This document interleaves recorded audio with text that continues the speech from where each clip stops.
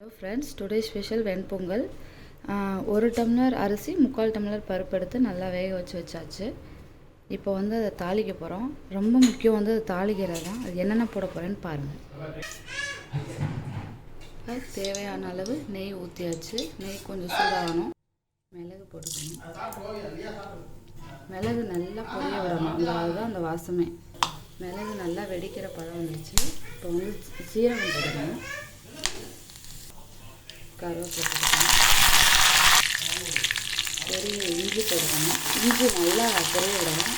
இஞ்சியே நல்லா வாசமாக இருக்கும். அதுக்கப்புறம் முந்திரி பருப்பு சேர்த்துக்கணும்.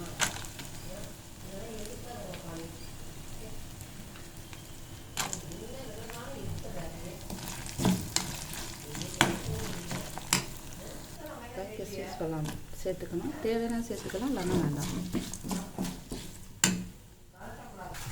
இப்போ சுடுதண்ணியில் ஊற வச்ச பெருங்காயத்தோட தண்ணி ஊற்றிக்கிறேன். இதுதான் நல்லா வாசமாக இருக்கும். இது கொஞ்ச நேரம் நல்லா சூடாகணும்.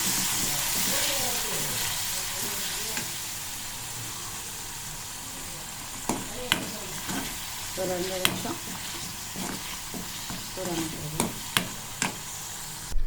இது அப்படியே இந்த பொங்கலில் எல்லாத்தையுமே கொட்டிடணும். அப்படியே கொட்டிடணும். எல்லாத்தையுமே கொட்டிட்டு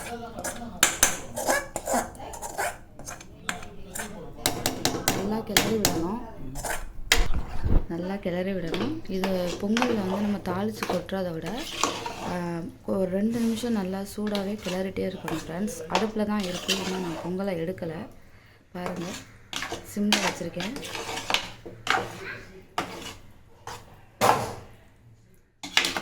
இப்போ சுவையான பொங்கல் ரெடி ஆயிடுச்சு.